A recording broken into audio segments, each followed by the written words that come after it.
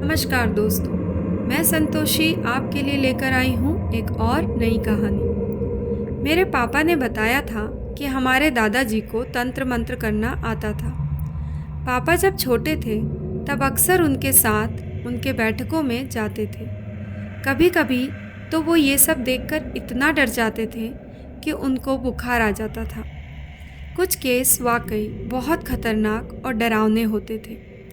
आजकल के ज़माने में तो ये सब अंधविश्वास है, पर मेरे दादाजी के ज़माने में यदि डॉक्टर्स और वैद्य किसी का इलाज नहीं कर पाते, मतलब उसे भूत ही लगा है।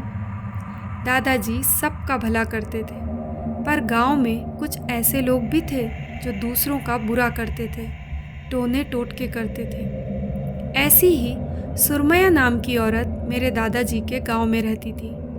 वो नाक में घुंघरू वाली मुंदरी पहनती थी। वो गांव के बाहर एक झोपड़ी में अकेली रहती थी।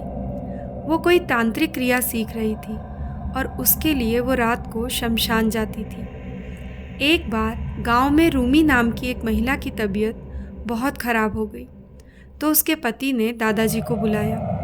दादाजी मांदल बजाकर भूत बुलाते थे। जब तंत्र क्रिया शुरू हुई तो उस औरत के शरीर में भूत आ गया। वो बाल खोलकर बहुत ज़ोर ज़ोर से चीखने लगी। उसकी आंखें लाल हो गई। अचानक वो किसी पुरुष की आवाज़ में बात करने लगी। उसने बताया कि उसे सुरमया ने जगाया है और वो रूमी को मारने आया है।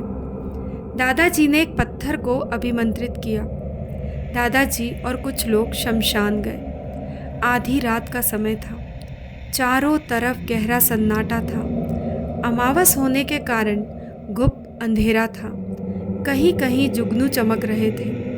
लालटेन हाथ में लिए वो लोग एक पेड़ के पीछे छिपकर खड़े हो गए। तभी उन्होंने घुंघरुओं की आवाज़ सुनी। सबको लगा कि सुरमया आ गई, पर उन्हें उस अंधेरे में कुछ नहीं दिखा। फिर से घुंघरुओं की आवाज़ हुई। एक परछाई सी दिखाई दी, पर उन्होंने देखा कि वो सुरमया नहीं थी, एक काली बिल्ली थी। वो बिल्ली शमशान में बने एक चबूतरे पर बैठ गई।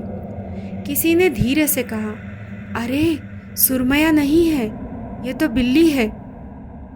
उस चबूतरे के सामने एक चिता में लाल लाल अंगारे दिख रहे थे। एक तेज हवा का झोंका आया और उस चिता में रखी कुछ लकड़ियों ने आग पकड़ ली। अब सभी को वो बिल्ली उस आग की रोशनी में साफ नजर आ रही थी। सबने देखा कि उस बिल्ली के नाक में वही मुंदरी है जो सुरमया पहनती है।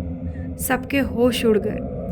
दादाजी ने वो मंत्र वाला पत्थर तेजी से उस बिल्ली पर मारा। जैसे ही उन्होंने ऐसा किया, वो बिल्ली चबूतरे से नीचे गिर गई। ये लोग पेड़ के पीछे से निकले, पर किसी की हिम्मत नहीं हो रही थी कि वहाँ जाकर देखे कि बिल्ली को क्या हुआ।